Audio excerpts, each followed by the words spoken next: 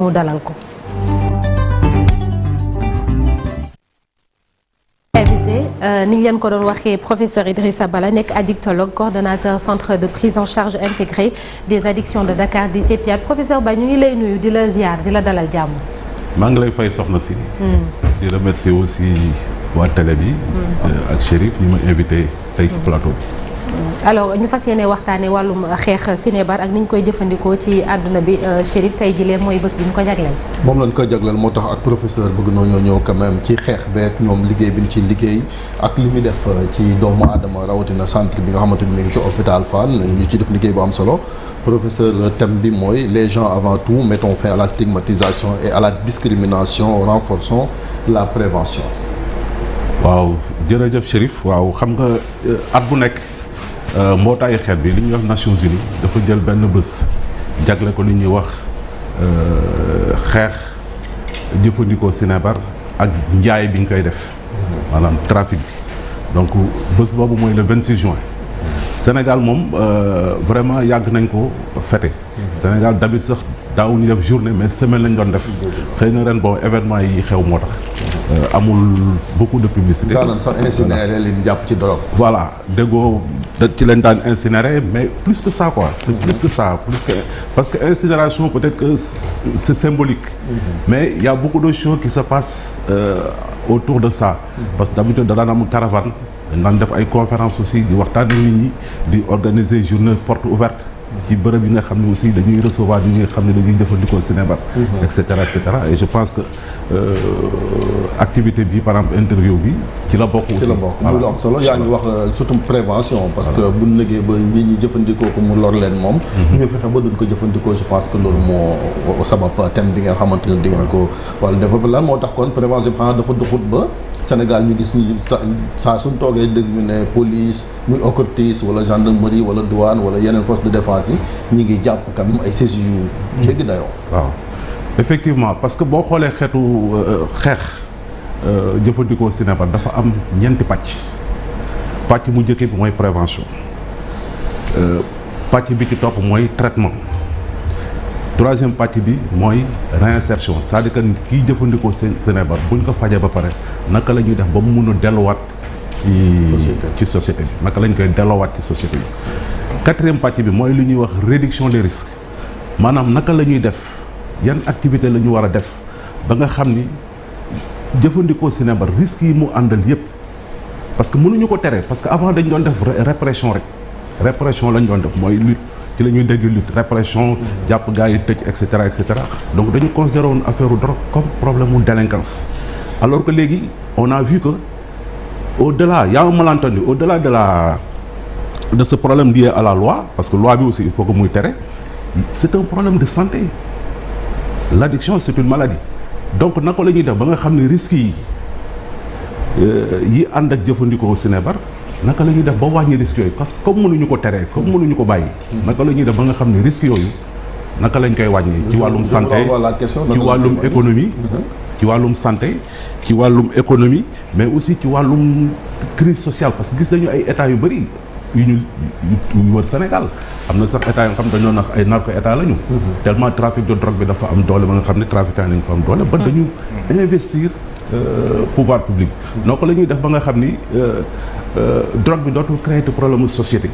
c'est ça qu'on appelle la réduction des risques et la réduction des risques dafa nekk ay activités vraiment yu pratique parce que prévention bi def nañ ko depuis quand ñu ngi def prévention depuis quand ñu ngi def sensibilisation depuis quand dañuy jàpp gars yi di tëj et chaque fois problème bi day gën a augmenter donc il faut qu'on déploie des stratégies parce que xam nañu affaire drogue au-delà problème mu dépendance yi wax mais dafa indi yeneen problème de santé le VIH par exemple feebaru sida dafa lié ñi nga xam ne dañ koy ñaqoo au-delà même ñi koy ñaqoo parce que booy jëfandikoo drogue tu fais moins attention tu perds la vigilance donc ci wàllum sëy aussi y a des risques bi ñu gën a mooy xam ñàkk a xam xaw ma nu ñu koy wax mooy problème hépatite C. mais professeur hépatite C. professeur oui. man li may laaj mooy boo jëlee par exemple drogue dañu am plusieurs variétés de drogue yi nga xamante dafa am bu ñu wax tey jii boo xoolee am nañu yamba bi muy chanvre indien bi am ñoo xam ñu ngi jëfandikoo héroïne am ñoo xamante ñu ngi jëfandikoo cocaïne am ñoo xamante ne ñu ngi jëfandikoo les substances psychotropes mais tey jii boo xoolee li ëpp lu nga xam ne dañ koy jëfandikoo fii ci Sénégal moom mooy yamba bi te gis nañ ni tey jii même sunu loi yi nga xamante ne dañ ko tëral dem nañ ba nga xamante ne yokk nañ peine ba dañ ko criminaliser sax et à côté on voit par exemple d'autres pays ñu nga xamante ne ñu ngi dem sax bay dépénaliser di ko légaliser di légaliser na nekk la consommation du chanvre indien léegi nag ma question et là j'interpelle l'addictologue est-ce à dire que ni yamba bi nga xamante ne ñu ngi koy jëfandikoo au Sénégal ni ñu waxee ne par exemple noonu la compliqué noonu la grave et consort est-ce que véritablement grave na noonu bon poser des questions bu am importance waaw parce que il faut voir thème cette année bi xam nga thème bi waxuñu sax affaire drogue dañu wax les gens d'abord parce que il faut pas qu'on focalise sur le produit vous avez parlé d'addictologue moi j'ai préféré parler d'addiction ok parce que addiction dafa bëri ay fàcc yu bëri xam nga boo nee addiction tu ne focalises plus sur le produit parce que drogue dafa vaste en anglais drogue mooy médicament mais am na ay médicaments yu ñuy utiliser pour droguer wu et ça fait légion tramadol mu ngi fii Valium mu ngi fii et cetera et il y a même de nouvelles drogues donc bu ñu focaliser ci drogue alors que les gens ont une avance sur nous c'est ce qui produisent les produits on sera toujours en retard maintenant comment faire pour travailler sur l'individu il faut qu'on travaille sur l'individu sur les personnes il faut qu'on travaille sur les familles sur les populations pour que même drogue bu amee gars yi xam ni soxlawuñu ko on n'en a pas besoin donc c'est ce travail là qui est important plutôt que de focaliser xam nga bi may wax 4 pàcc lutte contre la drogue boolewuma ci répression mais répression ci la bokk parce que il faut que ñuy tere mais waruñu yem ci tere bi rek loolu laa bëggoon wax quoi. alors professeur sànq yaa ngi wax ni produit bi daf ci am yu bëri li ñuy seetlu tamit mooy ñiy jaay drogue di ko defar ñoom chaque fois dañuy réinventé wu bu amee benn drogue dañuy jéem a xool naka lañ koy dugalee de façon sournoise et puis je parle surtout pour les enfants xale yi. lan mooy indi xale yi ñuy dem ba jëfandikoo drogue bi ci prévention bi itam ndax di ngeen jot yéen ci seen centre bi ay xale yoo xamante ni voilà ay adolescents lañ wala ñu ngi door a commencer ba pare di jëfandikoo drogue yooyu parce que am na yoo xam ne dafay jaar ci suufu vigilance aux parents yi ak société bi de façon générale. Absolument si on suñu toppee produit bi si on focalise sur le produit on aura toujours du retard dans la lutte donc on préfère travailler sur les personnes xam nga quand on parle d'addiction grosso modo il y a 2 grands types d'addiction ce qu'on appelle les addictions aux substances maanaam addiction yi nga xam ni ci jëfandikoo sinébar la laloo am na yeneen addiction yoo xam ne aussi laloowul ci produit comportement yi ci comportement yi la addiction au jeu il y a des gens qui sont addicts au jeu te bëri na addiction au sexe am na il y a des gens qui sont addicts au sexe et là aussi donc vraiment il faut que malentendu bopp parce que dañ ko yàgg dugal suñu bopp que affaire drogue nañ ko xeex pour éradiquer ko mënuñu ko éradiquer c'est de l'illusion c'est de l'utopie donc comment maintenant faire travailler sur les gens faire ce travail là pour que les gens xam ni soxlawuñu ko on n'en a pas besoin parce que tromperie la c'est un leurre bu nga xam ne moom la ñuy mirateloo xale yi et ça commence très tôt hein addiction ça commence très tôt d'abord xoolal dans les maisons vous voyez des jeunes de 2 ans qui jouent avec des smartphones on crée déjà une addiction boobu peut-être demain mën na dem ba déboucher bu màggee mën na dem ba déboucher sur des substances ou bien sur les jeux ou autre chose oui. professeur ci doon wax léegi sax la lay laaj muy travailler sur la famille yan genre stratégie ngeen am parce que soo xoolee dafa am ay catégories am na couche boo xamee ne ci société bi mooy la couche extrêmement défavorisée ñi nga xamee ni dañ koy utiliser ñoom ñooy nekk ci mbedd mi di def ay naka sudul noonu am na ñoo xamee ni nag c'est la haute société nga xamee ni ñoom ñooy utiliser yenn produits yi ñu ci bari sax dañuy làqu dañ lay wax ni kii nii suñ la waxee ak dayoo bi mu am dañuy jëfandikoo yenn xeetu sinébar yi da lay jaaxal te yooyu ñaari cas yu wute la yan stratégie ngeen mën a régler genre problème yu mel noonu. waaw stratégie bëri na d'abord je pense que Sénégal defaguñ ko et ce serait bien quand même que mu am par exemple une enquête nationale pour pouvoir déterminer ce qu'on appelle les facteurs déterminants de l'addiction parce que am na ñuy wax facteurs déterminants et dans ces facteurs déterminants il y a ce qu'on appelle des facteurs de risque ou des facteurs de vulnérabilité maanaam xaw ma nu ñu koy tekkee ci wolof maanaam ay prédisposition wala ay kii yu nga xam ne day yombal maanaam day nasaxal en tout cas développement nit yi ba nga xam ni pour mu dépendant day xaw a yomb ci moom am na aussi yu ñuy wax des facteurs de protection maanaam li nga xam ni aussi day xaw a aar nit yi pour que mu bañ a nekk protection addiction te ci facteur de protection yi li ñu gis mooy éducation daf ci am solo trop l'éducation de base et dans ces facteurs de protection il y a ce qu'on appelle comme les facteurs de vulnérabilité il y a des facteurs individuels facteur bi nga xam ne dafa dépendre ci nit ki parce que boo xoolee addiction ñetti pàcc la mooy nit ki la produit bi mais aussi milieu bi muy vivre environnement bi ça joue beaucoup et environnement bi la famille a un rôle important à jouer la société aussi a un rôle important à jouer l'État a un rôle important à jouer les organisations aussi que ça soit voilà société civile etc am nañu aussi rôle à jouer les chefs religieux tout le monde a un rôle à jouer dans ça. Voilà, je pense que professeur bëri nga ci loo ko souligner depuis sànq yaa ngi wax famille par exemple njaboot gi nan lañ war a mën a xamee wala boog lan mooy nekk premier signe yi nga xam ne kii tux xeetu sinébar bi dina ko indil ay conséquences nan lañ ko mën a détecter leneen itam loo xamante ni seetlu nañu ko ci wàllu sensibilisation bi gis nañ ne dafa xaw a néew trop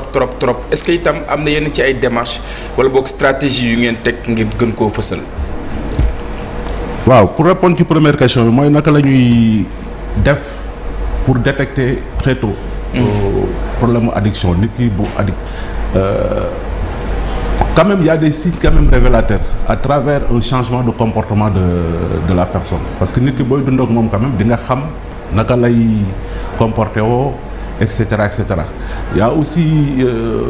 des signes aussi peut-être sur le plan psychique wala sur le plan physique yu ko mën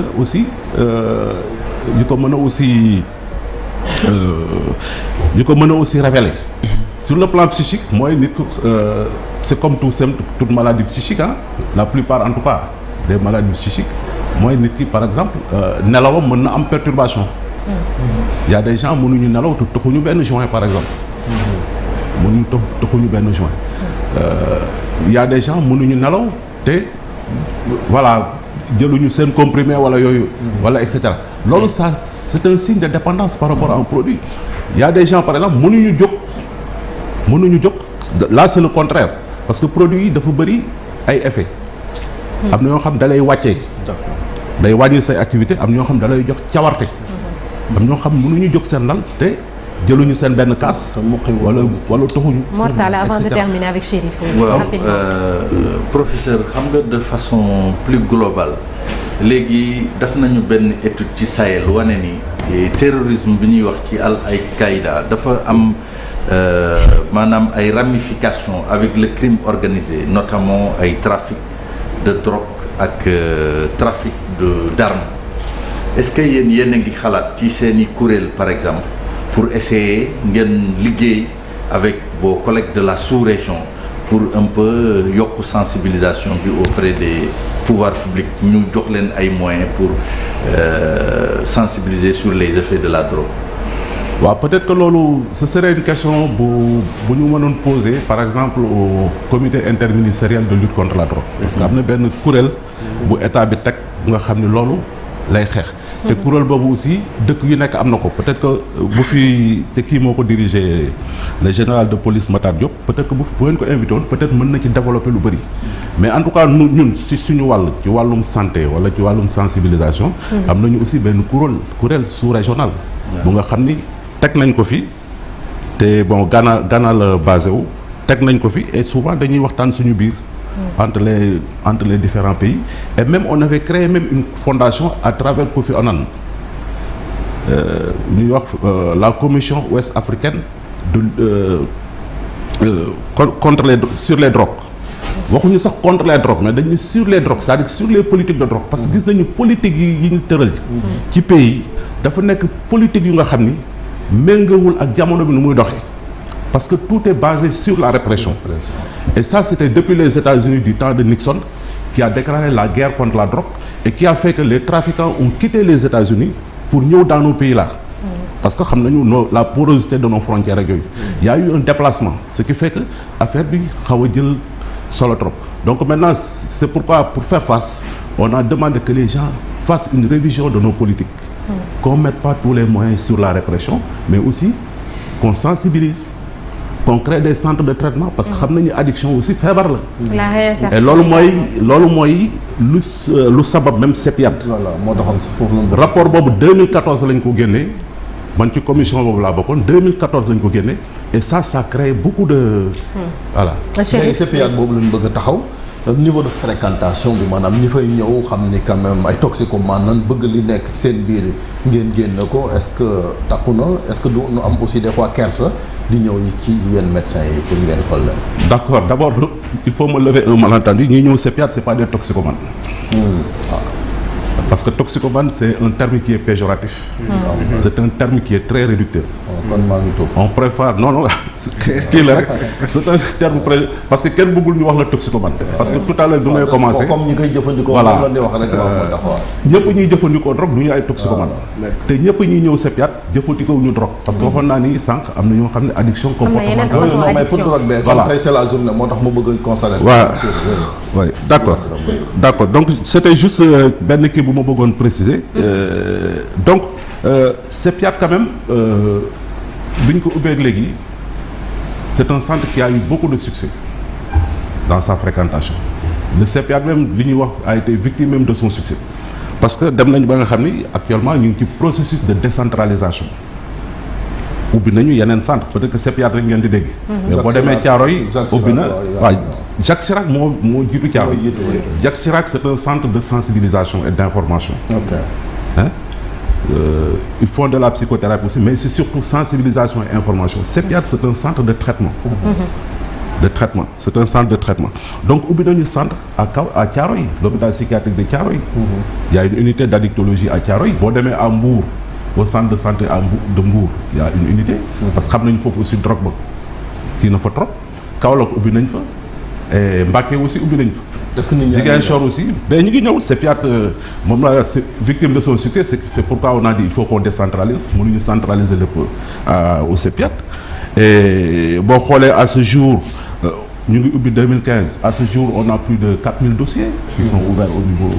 au niveau du centre et ce qui est intéressant CEPIAT mooy le programme Méthadone et qui a fait un succès mooy li substitué wu drogue yi voilà très bien voilà mooy ñi nga xam ne dañuy jëfandikoo héroïne wala xeetu opiacés yi am na garab bu nga xam ni nit ki bu koy jël dootul jëlati héroïne moom la ñuy wax traitement de substitution et dans le monde il y a 2 médicaments de substitution mooy méthadone mooy aussi li ñuy wax buprenorphine ou tur bi kii dama turu spécialité bi kii dama mais ñun méthadone bi la ñu opté parce que avec la méthadone il y a d'abord c'est moins cher mais aussi c'est plus voilà c'est plus intéressant en termes de résultats fa ñëw daal ci wàllu kii daal maanaam nga xamante addiction la nekkee di ngeen ko mën a régler ba finalement moo mën a tout à fait parce que feebar la dañ koy diagnostiquer dañ koy traiter aussi et même on est allé au-delà aussi du traitement on est aussi dans l'enseignement dans la formation parce qu'on a ouvert un diplôme universitaire d'addictologie depuis 2017 ou 2018 à la faculté de médecine de l'université Cheikh Anta Diop de Dakar pour former aussi les personnels parce que au-delà de la sensibilisation aussi il faut des personnes qualifiées aussi et on forme des gens au niveau du Sénégal des gens aussi qui viennent de la sous-région xel bi moom mbaa du def dara ci xel comme yow psychiatre je rappelle que vous êtes également psychiatre du am dara ci xel parce que dañ fi xam Sénégal moom des fois bu nit defee dara su ñu ne dafa am lu mu jëfandikoo ba mu ëpp ko doole. waaw xam nga moo tax terme toxicomanie ñëw parce que dañu gis ni que ñiy jëfandikoo Sinébar peut-être mën na naxasal seen xel parce que c'est vrai que li muy njëkk a touché mooy xel donc loolu la ñu gën a xam mais am na yeneen maladies yoo xam ni jëfandikoo Sinébar moo koy indi te du feebaru xel. d'accord. VIH ci la bokk et cetera mais feebaru xel bi la ñu gën a xam ñun ce qu'on appelle les comorbidités. addictologie dafa nekk benn spécialité médicale bu nga xam ni mu ngi ci domaine de la santé. et que dafa fédérer discipline yu bëri. sànq wax naa VIH waxoon naa hépatite C. mais il y a la tuberculose, il y a plusieurs maladies, des problèmes cardiaques, rénales, etc. qui sont dus à la consommation de drogue. D'accord. Merci beaucoup, merci professeur Idrissa Ba ñiy fàttali rek ne da ngaa am rendez-vous ci yëngu-yëngu xañ na bés bi tey ñu ngi lay sant di la gërëm bu baax a baax professeur Ba fàttali ni addictologue nga yaay itam coordonnateur centre de prise en charge intégré des addictions de Dakar di CEPIAD ñu lay souhaiter une belle journée professeur merci beaucoup au revoir ñu jàll ci l'observateur ak record li ñu xëyee tey jile